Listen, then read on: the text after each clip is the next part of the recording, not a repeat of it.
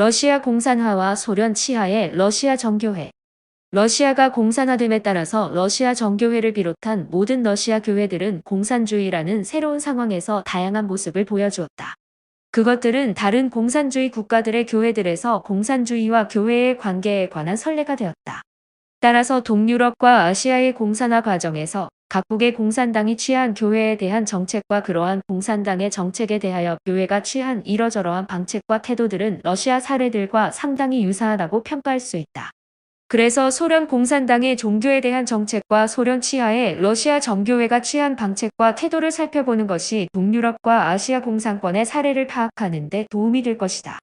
요컨대 소련 공산당의 종교 정책과 러시아 정교회의 방책과 태도들은 여타 공산주의 국가들의 종교 정책과 그것에 대한 교회의 방책과 태도들에 대한 개관이 될 것이다. 소련의 종교 정책과 러시아 정교회.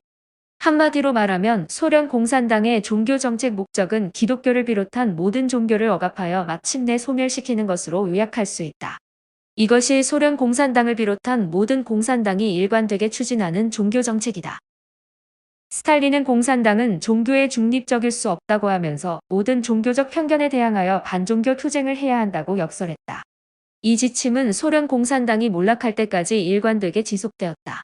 공산당의 종교 정책, 교회에 대한 정책은 때로는 강력하게 탄압하는 채찍과 같다가 때로는 어느 정도의 자유를 허용해주는 당근과 같은 것이었지만 자유민주주의 사회에서 누리는 종교의 자유의 대척점에 서 있는 것이었다. 특별히 공산당의 종교 정책이 구체적으로 드러난 법들이 가장 중요한 것들을 시사한다. 소련 공산당은 1918년 헌법에 종교와 반종교에 대한 선전의 자유를 허용하였다. 이 시기에는 헌법상 교회의 전도와 봉사, 기독교 교육이 허용되었다. 종교를 선전할 자유와 종교를 반대하는 선전을 할 자유가 모두 있었기 때문에 헌법상 교회가 전도와 봉사와 교육을 할 수 있었다. 그런데 1929년에 종교와 관련된 법률이 제정되었는데 그 법률에서는 신앙의 자유와 종교를 반대하는 선전의 자유가 축소되었다. 헌법상 종교를 선전할 자유는 이제 신앙의 자유만으로 축소되었다. 전에는 헌법상으로는 전도와 봉사, 기독교 교육이 가능했지만 이제는 불가능하게 되었다. 헌법의 명문 규정과 개별 법률이 모순되더라도 소련 공산당은 법률을 우선하여 적용하였다. 요컨대 소련 공산당은 일관되게 러시아 정교회를 비롯한 모든 종교에 적대적이었고 그들의 정책은 종교를 궁극적으로 말살하는 것이었다. 소련의 종교 정책은 대체로 5시기로 구분할 수 있다. 먼저 1917년에서 1925년까지 전대미문의 공산당의 교회 탄압에 대하여 소극적인 저항을 하던 시대, 두 번째로 1925년에서 1943년까지 세르기우스 총대 주교로 대표되는 공산당의 꼭두각시들이 교회를 공산당에 철저히 복종시킨 시기, 세 번째로 1943년에서 1959년까지 스탈린이 크교회에 어느 정도의 자유를 허락한 시기, 네 번째로 1959년에서 1964년까지의 기간으로 스탈린 사후 후르시초프가 기독교에 대하여 대대적으로 탄압하던 시기, 다섯 번째로 1964년에서 1988년까지 교회 내에서 반체제 운동이 일어나면서 새로운 탄압을 받던 시기로 나눌 수 있다. 공산당의 교회 탄압과 교회의 저항과 순환. 러시아가 공산화되자마자 공산당은 장기적으로 교회와 종교를 말살하기 위한 헌법적인 토대를 마련하고 하위 법률들을 제정하기 시작하였다. 소련 공산당은 형식적으로 종교와 신앙의 자유를 인정하지만 공산당의 반종교 선전의 자유를 앞세우며 종교와 교회 말살의 근거를 만들었다. 1918년 러시아 정교회의 수장이었던 모스크바 총대 주교인 티코는 교회에 숨어든 공산당 세포들을 출교시켰고 공산당이 러시아 황제를 살해한 것에 대하여 비난하였지만 공산당에 맞서 싸우던 백군을 지지하지도 않았다. 티코는 교회를 보호하기 위하여 최선을 다했지만 공산당에 적극적으로 저항하지는 않았다. 그러는 사이 소련 공산당은 1922년에서 1923년까지 티콘 총대 주교를 감옥에 가두었고 티콘을 감옥에 있는 동안 굴복시켰다. 티콘이 없는 사이에 공산당은 러시아 정교회 지도권을 갱신자들 혹은 생명의 교회라 불리는 좌파 사제들에게 넘겼다. 이들은 공산당에 철저하게 협력하는 좌파 사제들로서 사제의 결혼을 허락하는 것을 포함하는 교회 개혁 프로그램을 내세우며 공산당의 정책에 철저하게 협력하는 자들이었다. 그러나 이들의 교회 접수와 개혁 프로그램은 모두 실패했고 1926년 이후에는 공산당마저 이들의 활동에 관심을 가지지 않았다. 이 박해의 시기에 수많은 교회가 문을 닫았고 수많은 러시아 정교회 감독들과 사제들과 평신도들이 투옥되고 보호소로 보내졌다. 헤아릴 수 없는 신자들이 살해되었고 실종되었다. 모든 기독교 학교가 폐쇄되었고 학교의 교회 재산은 몰수되었고 대신에 학교에서는 전투적인 무신론 교육이 이루어졌다. 신학교도 거의 폐쇄되었고 병원이나 교육기관에서 종교 활동은 금지되었다. 이제 교회에서는 교회 학교를 열 수 없었고 청년 조직과 같은 어떠한 단체도 만들 수가 없었다. 설교는 공산당 정보기관에 의해 검열받았다. 또한 기독교 출판이 금지되어 기독교 서적이나 성경을 구하기가 상당히 힘들게 되었다.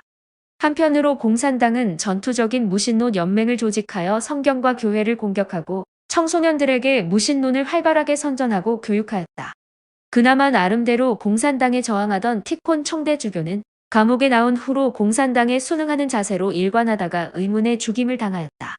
그는 감옥에 나와서 러시아 정교회는 비정치적이라고 하면서 적군과 백군의 교회가 아니라 하나의 우주적, 사도적 교회라고 하면서 일체의 정치적 발언을 삼가면서 공산당의 교회 탄압, 교회의 공산화 전략에 침묵하였다. 1925년 3월 25일 총대주교 티콘이 갑자기 사망하면서 러시아 정교회 지도력이 흔들리기 시작했다. 티콘은 죽기 직전에 3명의 총대주교 후보 3명을 지명했는데 그 중에 생명의 교회에 속했던 세르기우스가 실질적으로 러시아 정교회를 지도하게 되었다. 세르기우스는 처음에 공산당이 교회에 적극적으로 간섭하는 것을 반대하며 정교분리를 주장하였다. 세르기우스는 공산당이 교회 신자들의 정치적 성향을 감시하라고 강요하는 것을 반대하였다. 그러나 세르기우스가 1926년과 1927년 사이에 약 4개월간 감옥에 있는 동안 입장이 180도 달라졌다. 정교 분리의 원칙을 주장하던 세르게이는 이제 적극적으로 공산당 정책을 따르기로 했다. 그는 정교회 교인은 소련이 조국이기 때문에 소련 공산당과 운명을 같이 해야 한다고 주장했다. 또한 세르기우스는 해외에 나가 있는 성직자들에게 조국 소련에 명시적으로 충성하라고 요구했다. 세르기우스는 그야말로 적그리스도 혹은 벨리알로 부를 수 있는 공산당에 타협했다.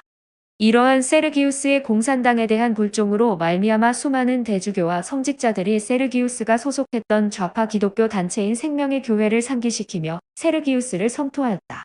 세르기우스 정책에 반대하던 일부 그룹들은 지하에서 카타콤 교회를 조직하였다.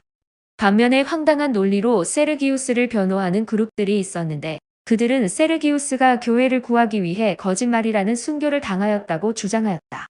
간단히 말해 세르기우스가 교회를 지키기 위해 거짓말이라는 순교를 감당했다는 것이다.